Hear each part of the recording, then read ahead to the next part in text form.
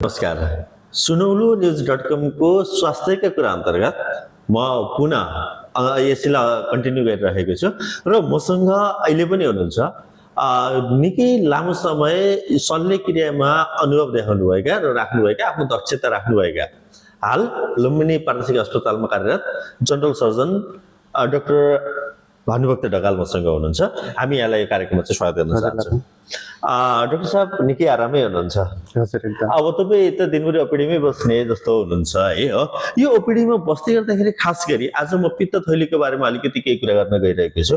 यो पित्त थैलीको पत्थरी भएका बिरामीहरू खास कस्तो कस्तो लक्षण सहित ओपिडीमा आउने गर्नुहुन्छ अथवा तपाईँलाई भेट्दै गर्दाखेरि उहाँको लक्षण चाहिँ कस्तो भएको देख्न सकिन्छ?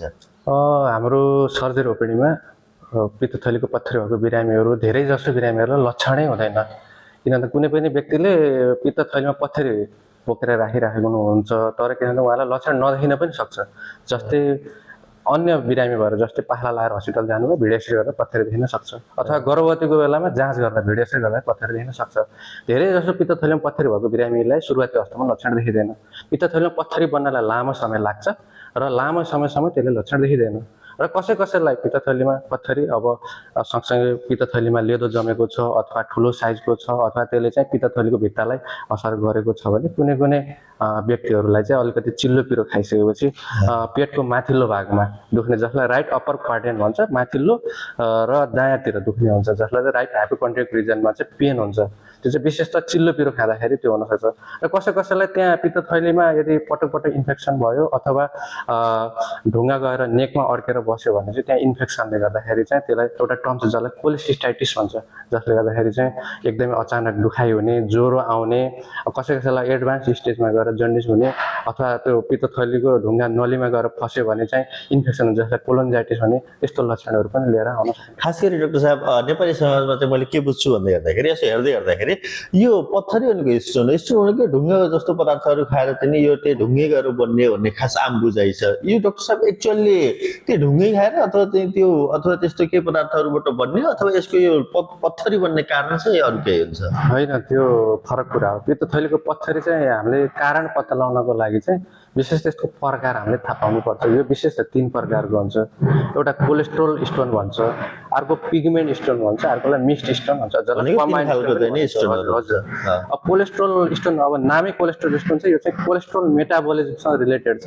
जस्तै जसको कोलेस्ट्रोल मेटाबोलिजम राम्रो छैन, जस्तै मोटो मान्छे, विशेष त फ्याट मान्छे अथवा फिमेलहरू, पुरुषको तुलनामा महिलाहरूमा, अथवा 40 को एज जसलाई चाहिँ 40 भनेर भन्न सक्यो, अथवा बढी बच्चा जन्माएको फर्टाइल छ जसलाई चाहिँ 4F भनेर पनि बोल्न सकिन्छ। अझ विश्वको भौगोलिक बनावट हेऱ्यो भने त कालो व्यक्तिभन्दा गोरो व्यक्ति, जसलाई चाहिँ फेयर स्किन भन्छ, 5वटा एफबाट चाहिँ हामीले यसको कारण पहिचान गर्न सक्छौँ। यस्तो व्यक्तिहरूमा चाहिँ कोलेस्ट्रोल मेटाबोलिजमले गर्दाखेरि चाहिँ कोलेस्ट्रोल स्टोन हुन सक्छ। र सँगसँगै अर्को रह्यो पिगमेन्ट स्टोन चाहिँ जस्तै कसैको चाहिँ रगत फाटिरहने समस्या छ, जस्तै हाम्रो चौधरी समुदायहरूमा सिकल सेल एनेमिया छ, उहाँहरूले रगत चढाइराख्नु पर्छ, त्यो व्यक्तिहरूमा चाहिँ पिगमेन्ट स्टोन हुने समस्या हुन सक्छ। र सँगसँगै कोही व्यक्तिमा चाहिँ दुईटै किसिमको स्टोन चाहिँ मिक्स भएर भएको हुनसक्छ, जसलाई चाहिँ कम्बाइन स्टोन अथवा मिक्स्ड स्टोन भन्छ। भनेको 3 खालका स्टोन हो। यो चाहिँ तपाईँले अघि नै भनिसक्नु एउटा अझ मलाई चाहिँ यो कुरामा चाहिँ अझ अगाडि बढ्नु मन लाग्यो।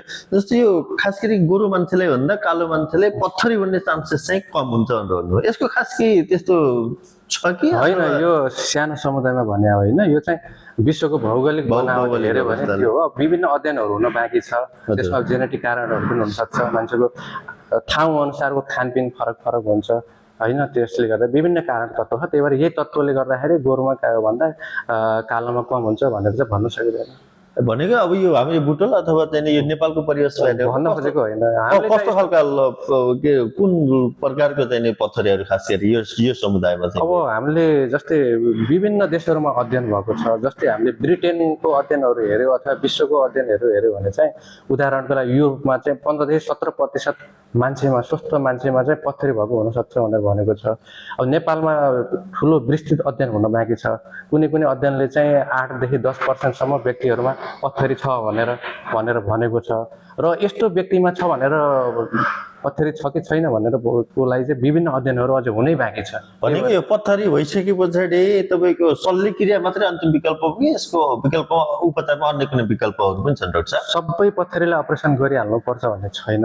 यदि कुनै पनि व्यक्तिमा चाहिँ यदि पत्थरी लक्षण देखाएको छैन अथवा अन्य रिस्क फ्याक्टरहरू हुन्छ, जस्तै कसैलाई चाहिँ क्यान्सर हुने रिस्क फ्याक्टरहरू हुनसक्छ, अथवा सानो सानो गएर तल चाहिँ नलीमा गएर बसेको जसलाई कोलेडोकोलिथ्यासिस भन्छ, पटक पटक इन्फेक्सन भइरहेको छ जसलाई कोलेसिस्टाइटिस भन्छ, विभिन्न रिस्क फ्याक्टरहरू छ, अथवा साइज ठुलो छ, त्यस्तो अवस्थामा चाहिँ हामीले चाहिँ अपरेसन गर्छौँ। नत्र चाहिँ सानो साइजको छ, त्यसले असर गरेको छैन भने मोनिटरिङ गर्न सक्छौँ, त्यसलाई व्यवस्था गर्न त मिल्दैन, त्यसले चाहिँ पछि दुःख दिन सक्छ कि भनेर हामीले चाहिँ क्लोज मोनिटरिङ गरेर यदि आवश्यक पर्यो भने पित्त थली निकालेर फाल्न सकिन्छ। भनेको यो अपरेसन अथवा यो शल्यक्रियामै पुग्यो भने पर यो कति धेरै जटिल छ यसको जुन के अरे पित्तथलीको पत्थरीको अपरेसन, अनि त्यस पछाडि चाहिँ केही समस्या जस्तो मान्छेहरू अपरेसन गरिसकेपछि त खासै काम गर्न सक्दैन, अथवा उसको मेटाबोलिजम चाहिँ कम हुन्छ, अथवा चाहिँ ऊ चाहिँ जुन जोस जाँगर त्यो जाँगर चाहिँ हुन सक्दैन भन्ने एउटा जुन कथन छ अहिले नेपाली समाजमा, यो ठ्याक्कै त्यही हो कि अथवा फरक छ यसको? अब यस्तो कुरा के भन्दाखेरि चाहिँ हरेक औषधि र हरेक अपरेसनको एउटा साइड इफेक्ट अथवा कम्प्लिकेसन हुन्छ। हजुरले सेवन गर्ने एउटा सानो प्यारासिटामलको पनि एउटा साइड इफेक्ट हुन्छ र हरेक अपरेसनको पनि एउटा कम्प्लिकेसन हुन्छ। कम्प्लिकेसन नहुने अपरेसन हुँदैन र साइड इफेक्ट नहुने कुनै औषधि पनि हुँदैन। हामीले कसरी त्यसलाई प्रयोग गर्ने भन्ने कुरा हो र कसरी त्यसलाई हामीले मिनिमाइज गर्न सकिन्छ भन्ने कुरा हो। अब कुनै कम्प्लिकेसनहरू एभोइड गर्न सकिन्छ, कुनै एभोइड गर्न सकिँदैन। जस्तै अपरेसन पछि कुनै व्यक्तिको घाउ पाक्ने समस्या हुनसक्छ, त्यसलाई अभोइड गर्न सकिँदैन, तर त्यसलाई हामीले कम गर्न सकिन्छ। जस्तै अपरेसनभन्दा अगाडि सरसफाइमा ध्यान दियो, एन्टिबायोटिकको सही सदुपयोग गर्यो भने इन्फेक्सनहरू कम गर्न सकिन्छ। जस्तै पत्थरीको सवाल छ, पत्थरीमा चाहिँ अब हजुरले सोध्नुभयो पत्थरीको अपरेसन गरिसकेपछि मेटाबोलिजम कम हुन्छ, कमजोर भइन्छ भन्ने त्यो चाहिँ गलत कुरा हो। किन भन्दाखेरि हामीले सही खानपिनमा ध्यान दियौँ र हामीले स्वच्छ आनीबानी अपनायो भने चाहिँ त्यो समस्या रहँदैन। र पित्तथलीको पत्थरीपछि पनि विभिन्न कम्प्लिकेसनहरू हुनसक्छ। जस्तै के छ भन्दाखेरि चाहिँ तपाईँको कहिले कहिले बाइल लिक हुने समस्या हुनसक्छ, जसलाई बाइलोमा भन्छ। कहिले कहिले अहिले पित्तथली त निकाल्नु कुनै पनि व्यक्तिको कमन बाइल डक्ट हुन्छ, त्यहाँ यदि स्टोन छ भने त्यसले चाहिँ दुःख दिइराख्न सक्छ होइन। तर यसको अर्थ यो होइन कि हामीले उपचार गर्नु हुँदैन भन्ने चाहिँ होइन। पर उदाहरणको लागि, इक्जाम्पलको लागि, हजुरहरूको जस्तै गाउँघरमा खेतमा घाँस उम्रेको छ भने फेरि घाँस पलाउँछ भन्दैमा घाँस नउखाल्न त भएन नि, घाँस उखाल्ने। तर के छ भन्दाखेरि हामीले यस्तो उपाय अपनाउनु पर्यो ताकि पटक पटक घाँस उम्रेर दुःख नदियोस्। अनि यो खास गरी के कुराहरूले गर्दाखेरि यो पत्थरी बन्न सक्छ, अथवा चाहिँ के कुराहरूबाट हामीले चाहिँ जोगियो भने पत्थरी नबन्न पनि सक्छ अथवा पत्थरी बन्नबाट बच्न सकिन्छ? यसको केही छ त्यस्तै केही फ्याक्टरहरू छ? पित्तथलीको पत्थरीको मैले अगाडि नै भनिसकेँ, 5वटा एफ भनेर भनिसकेँ मैले। मेन दुईवटा किसिमको स्टोन हुन्छ, एउटा पिगमेन्ट स्टोन, अर्को चाहिँ रह्यो कोलेस्ट्रोल स्टोन। अर्को हुन्छ मिक्स्ड, दुइटै मिक्स भएर मिक्स्ड स्टोन पनि हुन्छ। कोलेस्ट्रोल स्टोन हुन नदिनको लागि चाहिँ हामीले खानपिनमा ध्यान दिने, अथवा कोलेस्ट्रोल शरीरमा कोलेस्ट्रोलको मात्रा बढी नहोस् त्यसलाई ध्यान दिन सक्छौँ। र पिगमेन्ट स्टोनको लागि चाहिँ अब कुनै कसैलाई रगत फाट्ने समस्या छ भने त्यसलाई सुरुमै पहिचान गरेर अब त्यसलाई कसरी रोकथाम गर्न सकिन्छ त्यसको लागि पनि अगाडि बढ्न सकिन्छ। र यसको कारण हेरी यसको रोकथाम कसरी गर्ने त्यसलाई त्यही अनुसार अगाडि बढ्नु। नेपालको परिप्रेक्ष्यमा अथवा लुम्बिनी प्रादेशिक अस्पतालमा यो अपरेसनको लागि आउनु भने कतिको महँगो छ यो चाहिँ? जस्तो आम नेपालीहरूले गर्न सक्ने पहुँचमा छ कि अलिकति महँगो छ यो चाहिँ? यो लुम्बिनी प्रादेशिक अस्पताल एउटा सरकारी अस्पताल भएको हुनाले चाहिँ अब अन्य अस्पतालको तुलनामा यो सस्तो नै हुने भयो। सँगसँगै अहिले स्वास्थ्य बिमाले गर्दाखेरि चाहिँ धेरै जसो व्यक्तिहरू स्वास्थ्य बिमाको पहुँचमा भएको हुनाले चाहिँ अपरेसनको मिति थोरै लम्बिए तापनि व्यक्तिहरूलाई चाहिँ अपरेसन लुम्बिनी प्रादेशिक अस्पताल मात्रै नभनौँ, नेपालको सरकारी अस्पतालहरूमा चाहिँ गुणस्तरीय अपरेसन चाहिँ हुन्छ र एकदम राम्रो अपरेसन हुन्छ भनेर भन्नु। राम्रो एकदम राम्रो सेवा सुविधा चाहिँ यहाँ जसरी आउँदा पनि पाउन सकिन्छ। महत्त्वपूर्ण समयको लागि र यो संवादको लागि यहाँलाई हार्दिक स्वागत। हजुरलाई पनि नमस्कार।